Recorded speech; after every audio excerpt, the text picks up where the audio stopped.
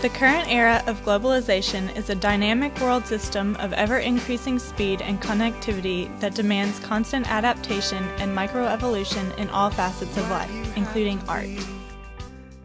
How has globalization changed the art industry? It has changed it in very fundamental ways. Number one, a lot of traditional arts, for example, the Australian Aborigines, have totally changed the way they make art. They used to make art painting on ground and on rocks. That, however, cannot be sold. So when Westerners began to get very interested in Australian Aboriginal art, they began to make it on portable means, on bark and canvas, so it could be sold in galleries. And once what was a very sacred religious art form is now bought by Westerners all over the world, so it can grace their living rooms and bedrooms and does not serve its sacred function any longer. Why'd you have to be everything to me? I can't believe what's falling from your mouth. Why'd you have to go and tell me that you know this ain't gonna work out likely? If we survive the winter, we might be around for spring. If I survive myself, I'll survive anything. She says we're like Mona Lisa, shattered on the ground into a million little pieces. The uniqueness of every painting was once part of the uniqueness of the place where it resided. Sometimes the painting was transportable, but it could never be seen in two places at the same time. When the camera reproduces a painting, it destroys the uniqueness of its image. As a result, its meaning changes, or more exactly, its meaning multiplies and fragments into many meanings. Demons throwing doubts on you, 'cause I had my hopes up and I let my guard down. Baby, I let you in. I can't do that again. If we survive tomorrow, you know it's just... I had known of the Mona Lisa since I was in preschool. I could remember watching Sesame Street's Elmo sing about the Mona Lisa as he stood in front of a giant reproduction of the work, which I perceived to be the real thing. Then, when I visited the Louvre, when I was face to face with the Mona Lisa herself, all I could think was, that's not what I expected. My real-life experience of a timeless work of art was cheapened by my previous artificial experiences of mechanical and digital reproductions of the work.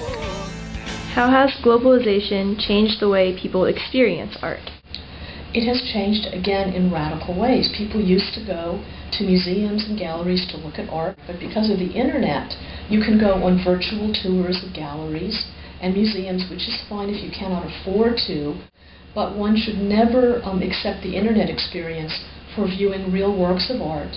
On one's computer screen, everything looks exactly the same size, and you lose the texture and the experience of seeing art in person, which can be a very emotional and visceral experience.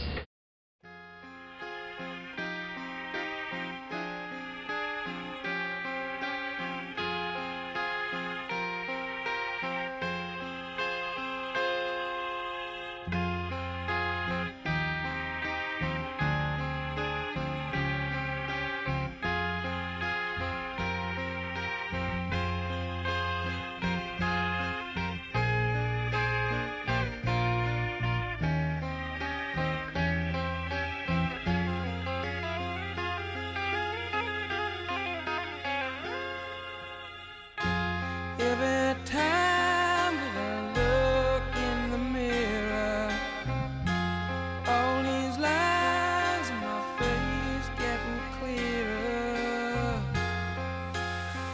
The past is gone. It went by like... How has globalization affected artists who hold true to the old school way of thought versus those who take full advantage of new technology and ideas? I think that is a very important question. I think some artists are working in their old traditional ways and turning out a variety of art, some very high quality and perhaps some not so.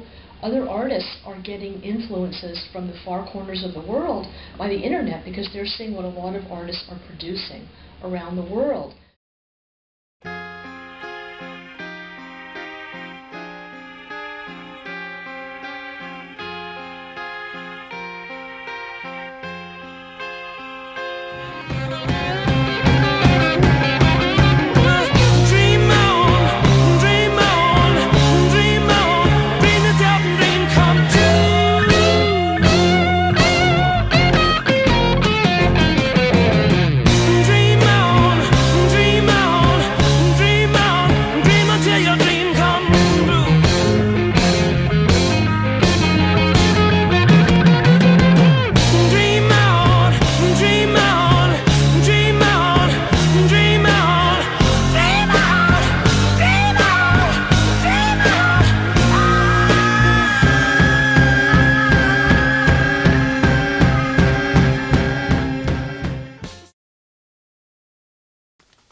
Today, modern art has many tools, and many of them are digital, such as Photoshop, to make digital designing much easier and more efficient via the computer. Photoshop allows one to alter the color, style, shape, and most any component of a digital photograph. With little training or instruction, a person that has no formal artistic training can make an artistic and beautiful photograph.